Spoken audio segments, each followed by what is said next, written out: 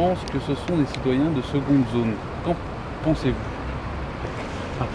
J'ai eu l'occasion de rencontrer certaines personnes de la communauté musulmane. J'ai pas l'impression qu'ils se considèrent dans Antony comme des citoyens de seconde zone. Je pense qu'ils veulent et ils sont intégrés pour une grande partie d'entre eux. Bon, de mon côté, de notre côté, il n'est pas question de considérer les gens comme des gens de seconde zone, quels qu'ils soient citoyens français ou qu'ils soient étrangers. Ça ne fait pas du tout partie de notre façon de voir les choses. Donc, je ne pense pas qu'ils se considèrent comme ça. Et s'ils se considèrent comme citoyens de seconde zone, ce n'est pas une bonne chose et qu'il faut qu'ils l'expriment. En tout cas, pour nous, qui sommes actuellement dans l'opposition, lorsqu'on sera aux commandes de la municipalité dès mars prochain, c'est quelque chose auquel on va s'attacher. On va s'attacher à ce que l'ensemble des communautés et des gens, surtout des Antoniens, s'intègrent à la vie de la ville. Il n'est pas question de laisser des gens sur le côté. Et une partie de notre projet est de faire une mission égalité, c'est-à-dire de lutter contre toutes les formes de discrimination, y compris les discriminations qui pourraient être liées à l'exercice des religions, mais pas que celles-là.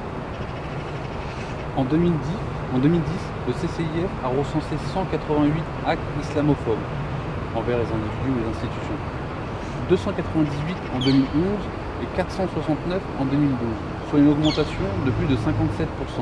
Qu'en pensez-vous? Que pensez-vous de cette augmentation? Je pense que c'est inadmissible, c'est intolérable. On est le pays de la Révolution de 1789, on est le pays des droits de l'homme. Chacun a le droit de pratiquer sa religion. La violence qui est exercée vis-à-vis des gens est intolérable. En fonction de leurs idées, de leur religion, c'est intolérable. C'est pas admissible. Que pensez-vous du coup du silence en fait des politiques qui sont aujourd'hui donc au pouvoir face à cette vague islamophobe? Le ministère de l'Intérieur est quelqu'un d'assez ferme, qui a toujours, en tout cas depuis qu'il est là, a toujours condamné avec la plus extrême fermeté ce genre d'actes. Enfin, d'après ce que je peux lire dans les médias ou la télévision, à la radio, il a un ton extrêmement ferme. Je crois que c'est difficile de dire que le ministre de l'Intérieur aujourd'hui, qui est aussi le ministre des cultes, mais qui est chargé de l'ordre public, ne condamne pas. C'est pas un silence. Je ne suis pas tellement d'accord avec le fait qu'il y ait un silence. Ce qui est dramatique, c'est sans doute le fait qu'on n'arrive pas à combattre sur le plan des idées ce genre de choses. Parce qu'il y a la répression, il y a la loi, c'est une excellente chose, mais au-delà de la loi, il faut que ce soit le quotidien qui fasse en sorte qu'on n'ait pas ce genre d'agression. Je répète, c'est intolérable. Dans mon pays, dans notre pays, c'est intolérable. Dans tous les pays. Mais dans le pays de la liberté, c'est certainement intolérable. La laïcité est importante on a inventé un concept en France qui est très mal connu, qui n'est pas forcément bien compris des autres pays, en particulier des anglo-saxons. Le concept de la laïcité qui dit bien qu'il y a la chose publique, il y a la cité publique, et puis il y a la personnalité et les gens sur le plan individuel qui doivent pouvoir pratiquer la religion qu'ils ont envie de pratiquer. D'ailleurs, pour en terminer avec les actes islamophobes, si vous êtes élu, seriez-vous donc prêt à condamner publiquement ces actes? Je crois avoir été assez clair. Mais ce qui est important, c'est pas que la condamnation, c'est d'essayer de voir ce qu'il y a derrière. D'essayer d'aller extirper là où on peut l'extirper toutes les raisons qui font que. Mais mauvaise connaissance, mauvaise intégration des uns et des autres. Donc je crois qu'il faut travailler là-dessus. Concernant donc le sujet du voile, que pensez-vous du projet de loi d'interdiction du port du voile dans les universités?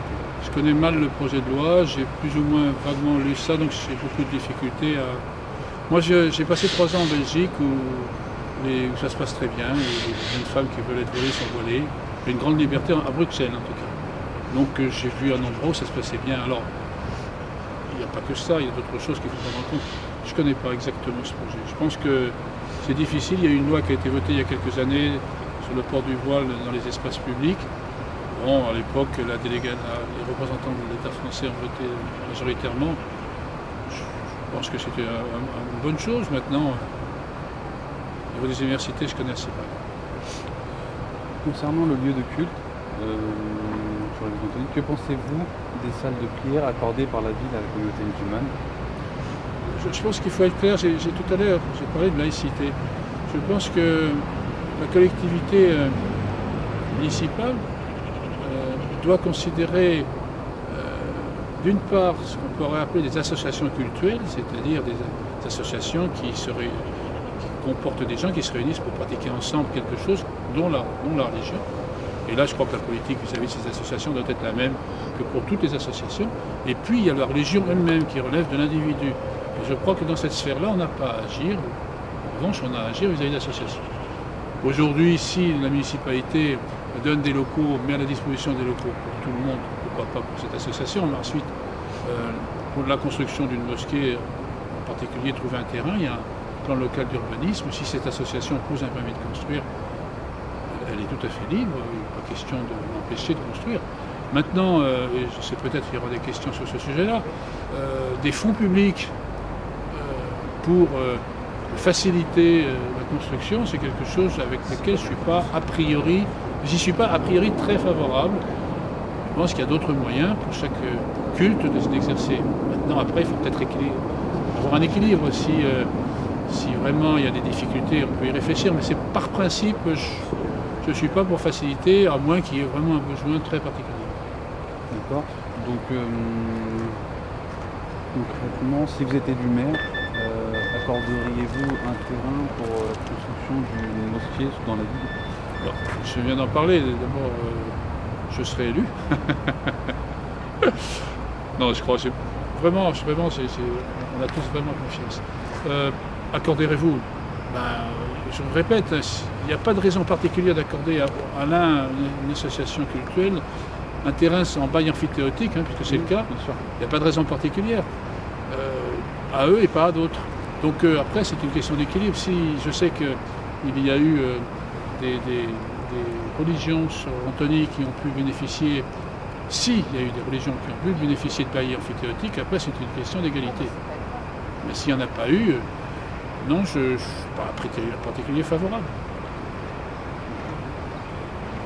Pas parce que c'est culte musulman, c'est parce que d'une façon générale, il faut que toutes les associations aient accès aux mêmes possibilités. Bien sûr, dans le cas s'il y a une église, une synagogue, une mosquée est aussi légitime. L'église, jusque depuis 1905, les églises sont la propriété de l'église catholique qui a payé la construction. Voilà. L'association de culte musulman a des fonds, n'a pas de fonds, elle se débrouille. Voilà.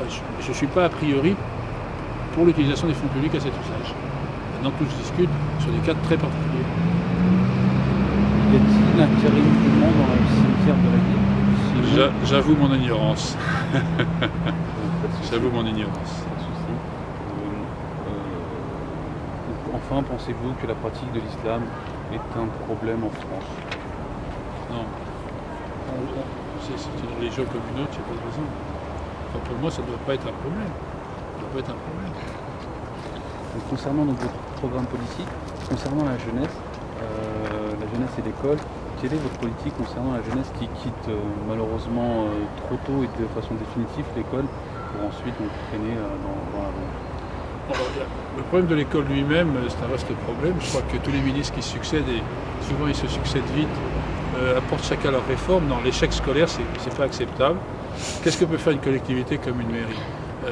Déjà, elle peut faire en sorte que les jeunes qui, à partir de 16 ans, donc, ne sont plus au collège, puissent avoir accès à l'emploi, faciliter l'accès à l'emploi d'une part en ayant des entreprises dynamiques sur le territoire et en mettant en place des liens entre les entreprises du territoire et les jeunes.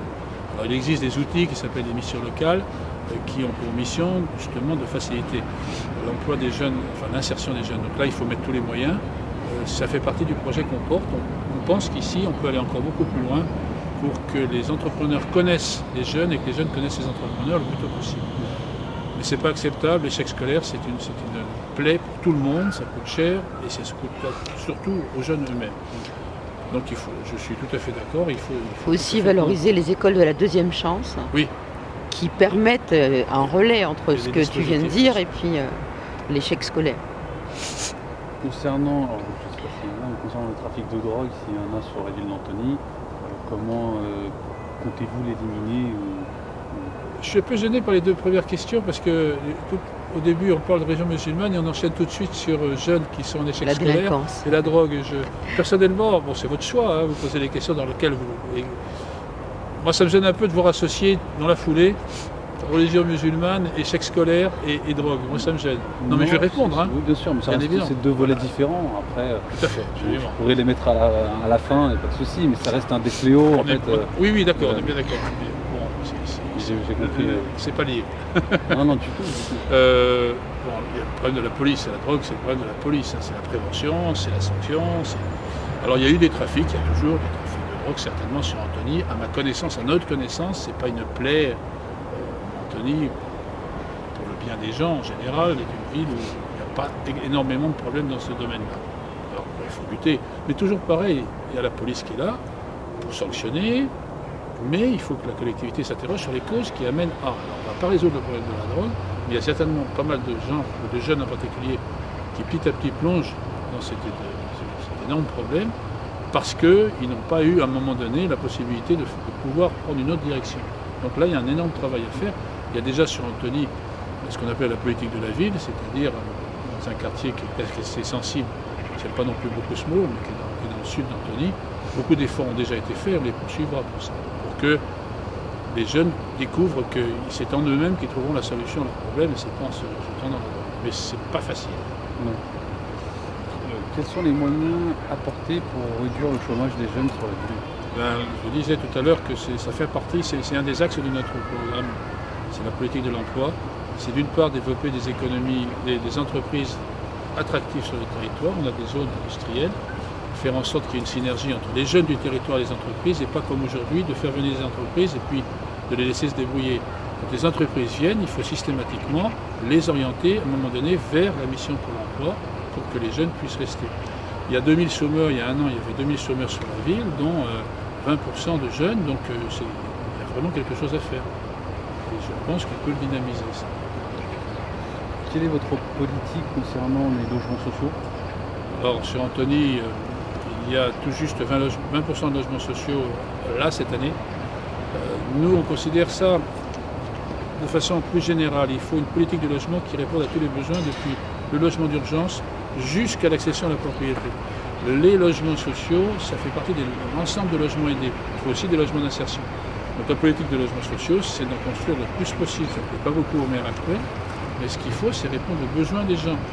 En région Île-de-France, il faut savoir qu'un couple avec 2 enfants, jusqu'à 63 000 € de revenus annuels, a droit à un logement social, ce qui est quand même énorme.